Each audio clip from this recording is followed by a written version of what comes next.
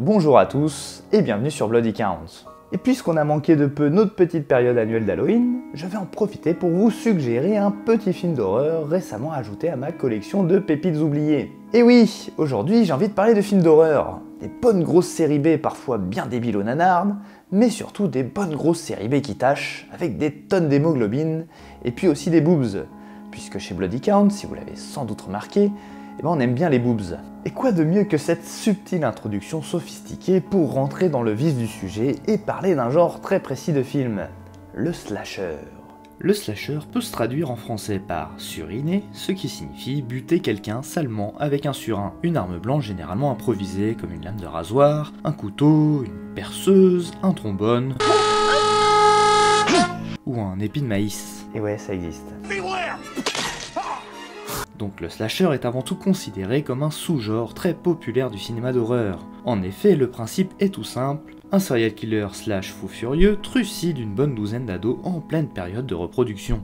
Une formule qui marchait à tous les coups pendant une certaine période, permettant à certaines productions de ne pas trop se fouler et d'en concevoir à la chaîne. On a aussi souvent considéré qu'il s'agissait de films réactionnaires, puisque la consommation illicite de sesques avant le mariage les conduit vers une mort douloureuse et inéluctable. Sauf qu'en vérité, ces films sont bien plus primitifs. Abandonnez toute possibilité d'analyser Vendredi 13 plan par plan, car ces films sont avant tout là pour servir de catharsis à un public friand de sang bien rouge et de boobs. Un public qui a du goût donc. Suite à l'immense succès du Halloween de Carpenter, celui-là par contre, amusez-vous à analyser sa mise en scène, c'est du caviar. Mais surtout du Vendredi 13 de Sean Cunningham, qui sera quand même suivi de 9 suites, un remake et un crossover avec Freddy, qu'une grande vague de slasher verra le jour durant les années 80. Et dans le top du genre, on a Carnage.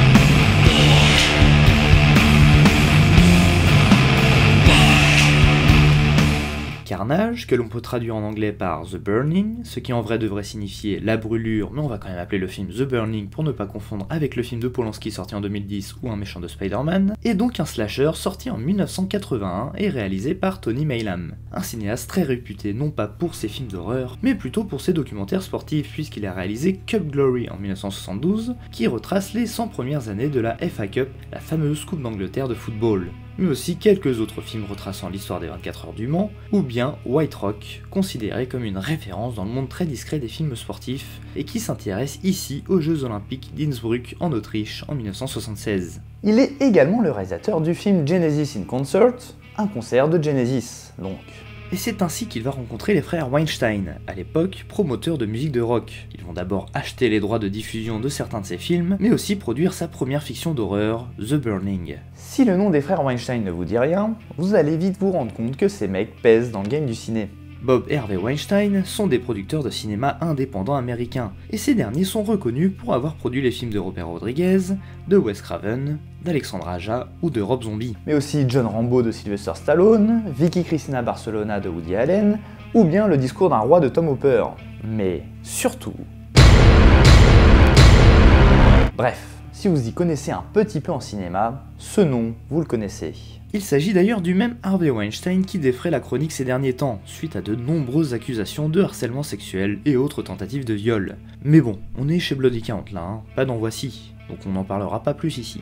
A noter pour terminer qu'Harvey Weinstein est reconnu dans notre belle patrie pour son rôle de distributeur, puisque ce dernier a acheté les droits de films français comme Le fabuleux destin d'Amélie Poulain, The Artist ou bien Intouchable, avec des budgets promotionnels faramineux afin de leur permettre un succès à l'international. Il aura ainsi reçu la prestigieuse Légion d'honneur en 2012 par Nicolas Sarkozy. Enfin bref, on n'est pas là pour réciter du Wikipédia. Revenons donc à The Burning.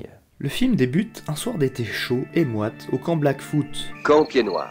Où une bande de jeunes martyrisés par leur moniteur alcoolique et sadique portant le doux nom de Cropsy décident de se venger. Ils s'introduisent dans sa cabane pendant son sommeil pour lui faire une sale blague censée le faire flipper méga vénère. En plaçant un véritable crâne humain recouvert d'asticots, de bougies illuminant ses orbites creuses. Les mecs ne déconnent juste pas du tout quand il s'agit de faire une sale blague en fait. Sauf que, comme vous vous en doutez dans ce genre de film, et après avoir maté quantité de vidéos pranks sur YouTube, eh ben ça tourne mal.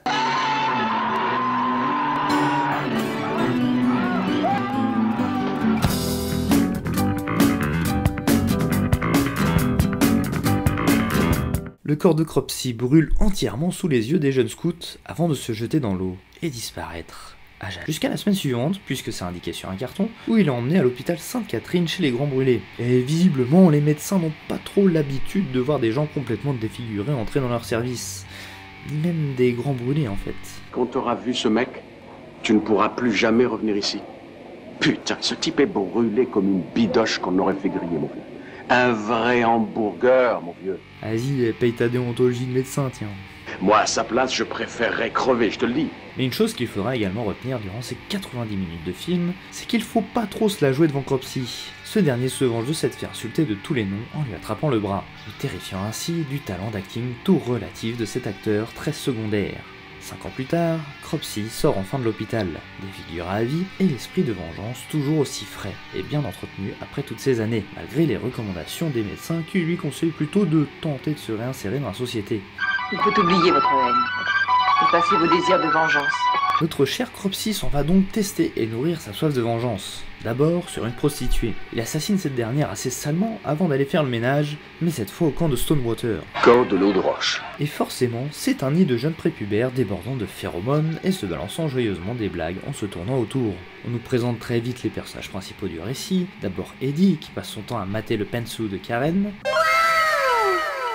Puis Sally, qui se fait mater sous la douche par Alfred, le gros nerd du camp, un mec un peu sociopathe sur les bords, voyeur pervers et gros Rémi sans amis. Glazer, le gros lourdeau de la bande qui veut se serrer Sally et donc péter la gueule d'Alfred. Et enfin les moniteurs Todd et Helen, parfait prototype des jeunes modèles américains, beaux, autoritaires, courageux et avenants. Toute cette bande part en excursion en camp de nuit et décolle au petit matin à bord de canoë.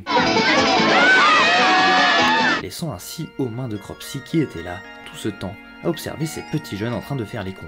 La nuit tombée, Todd raconte à tous les gamins autour du feu la terrifiante histoire de Cropsy, le tueur sadique, ce qui nous donne droit à un de ces énièmes jumpscares grotesques.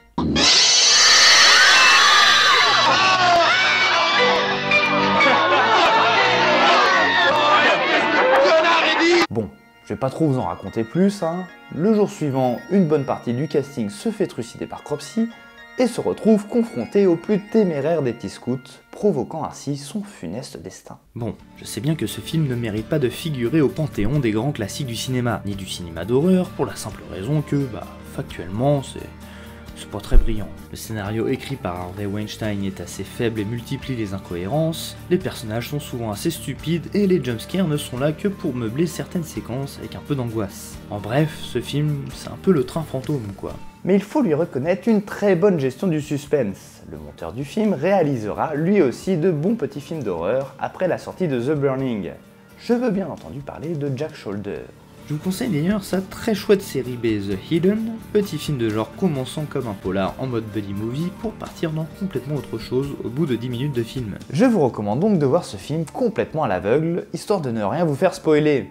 Un comble chez Bloody Count, qui spoil tout comme un sagouin. Le film bénéficie en plus de l'excellent Kyle MacLachlan, bien connu de tous pour son rôle de l'agent du FBI Dale Cooper dans la série Twin Peaks. Pour en revenir à The Burning, le film bénéficie également du savoir-faire de Tom Savini, le maître des effets spéciaux et maquillage gore.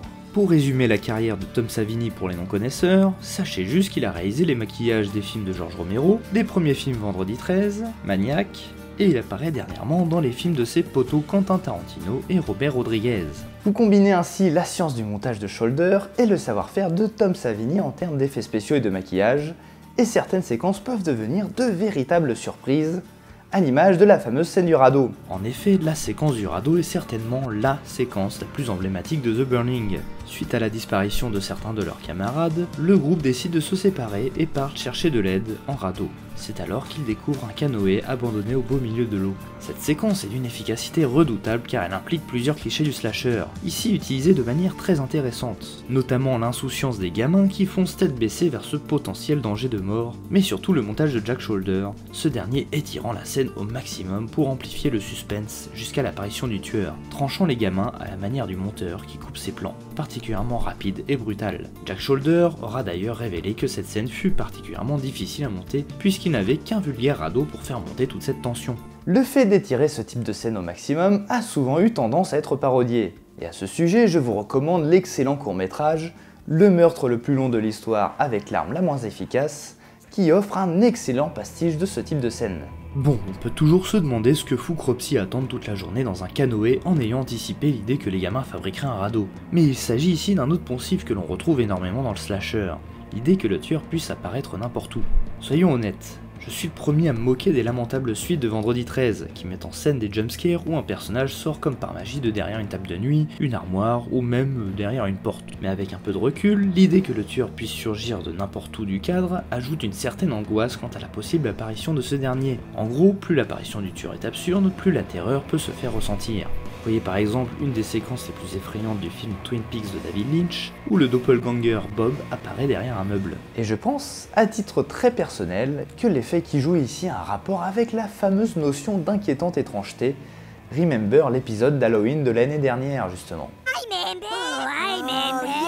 Yeah, I remember that. Cette inquiétante étrangeté peut ainsi être couplée avec le mythe du boogeyman pour un maximum de saveur. Et d'horreur surtout. Le boogeyman, ou croque-mitaine, si vous en avez marre de tous ces mots anglais compliqués, est un personnage maléfique présenté aux enfants pour leur faire peur. Bon, tout le monde a entendu parler des croque-mitaines, et ce qui est assez intéressant de mentionner, c'est qu'un tas de méchants de slasher, comme Freddy, Michael Myers ou Jason, sont devenus des croque-mitaines, chacun iconisé par le médium du cinéma. Le cinéma étant un outil de fantasme permettant d'exorciser ses plus profondes peurs, il est tout naturel que ce dernier se soit accaparé le mythe du boogeyman. La notion de croque-mitaine reste également très vague, apparaissant d'abord dans les écrits du 19e siècle, dont certains romans de Victor Hugo. À vrai dire, même la signification du mot croque-mitaine ne fait toujours pas consensus de nos jours. Et c'est justement parce qu'on ne sait trop identifier un vrai croque-mitaine en termes d'apparence, mais aussi parce que son histoire a beaucoup été retransmise de manière orale ou écrite, que les croque-mitaines persistent à rester présents dans notre inconscient. Il est à noter que The Burning se termine sur une deuxième séquence où Todd, plus vieux, raconte de nouveau l'histoire de Cropsy, la terminant par un effrayant regard vers la caméra, un regard impliquant directement le spectateur. Vous êtes mort!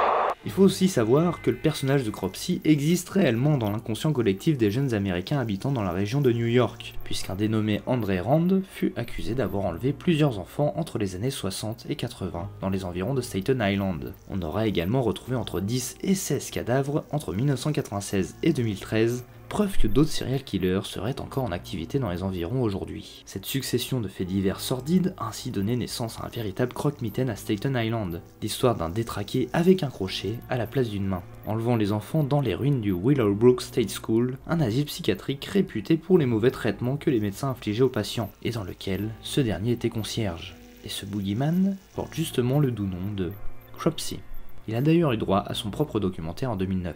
Donc voilà, je vous recommande très chaudement The Burning, surtout si vous cherchez quelque chose d'un peu plus efficace qu'une suite aseptisée de Vendredi 13. Loin des ados antipathiques fumeurs de joints et fornicateurs auxquels les slashers nous ont habitués, ce sont littéralement des enfants qui se font trancher par Cropsy de manière particulièrement sanglante. Et en vrai, c'est ça qu'on aime quand on regarde un film d'horreur.